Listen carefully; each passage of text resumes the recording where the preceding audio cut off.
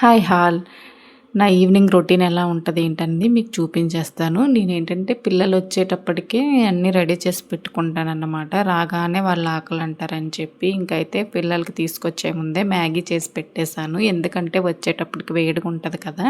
వచ్చిన తర్వాత చేస్తే వేడిగుంటదని చెప్పి ముందే చేసి పెట్టేశాననమాట. ఇంకైతే అత్తయ్య అరటికాయ కట్ చేసి ఇచ్చారు. తర్వాతొచ్చి బెండకాయ కర్రీ చేయమన్నారు. ఇంకొచ్చి అవి ప్రిపేర్ చేసేద్దామని ఫిక్స్ అయిపోయాను. ఇంకైతే అవి మ్యాగీ చేశాక ఇంకైతే అరటికాయ ఫ్రై కూడా పెట్టేశాను. టైం వచ్చి 4:45 ఎంత అవుతుంది. టైం అయితే ఐడియా లేదు. పిల్లలకైతే 4కి విడిచిపెడతారనమాట. ఈలోపు వాళ్ళు వచ్చేలోపు చల్లారిద్ది కదని చేసి పక్కన పెట్టేశాను. ఇంకైతే అది అరటికాయ ఫ్రై అయితే కంప్లీట్ అయిపోయింది. ఇంకా బెండకాయ నా స్టైల్లో చూపిస్తున్నాను. ముందు ఆయిల్లో ఫ్రై చేసి పెట్టుకుంటానన్నమాట.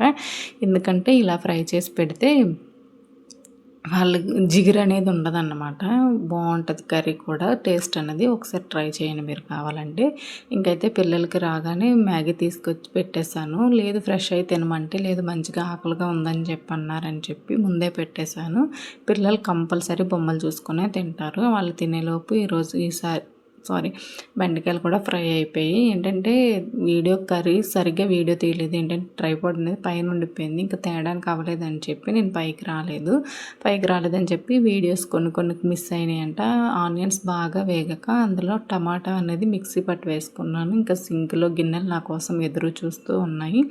ఇంకైతే పక్కనేమో బీట్రూట్ హల్వా కానీ చేసి పెట్టుకుందామని ఇంకా డ్రై ఫ్రూట్స్ అనేవి నేతిలో ఫ్రై చేసుకుంటున్నాను అనమాట. ఏంటంటే పిల్లలు బీట్రూట్ క్యారెట్ జ్యూస్ చేసి డైలీ ఇస్తే తాగట్లేదని చెప్పి ఇలాగైనా తింటారని చెప్పి చేస్తున్నాను అనమాట. కాకపోతే ఏంటంటే పంచదార అనేది వెయ్యకండి. మీరు ఒకవేళ ట్రై చేయాలనుకుంటే బెల్లం వేసి ట్రై చేయండి. అది హెల్దీ.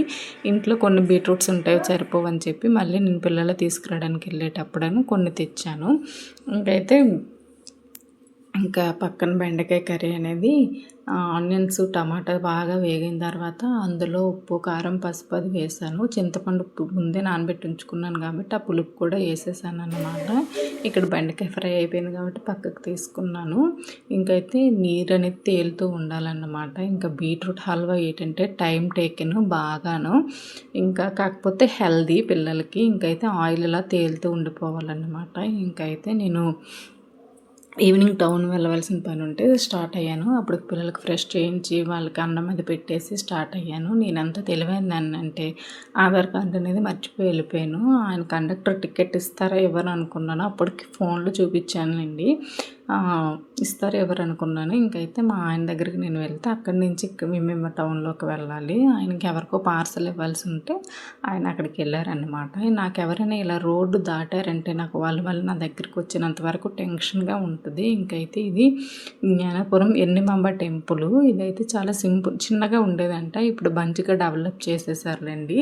ప్రతి సండే తీర్థంలా జరుగుతుంది అక్కడ.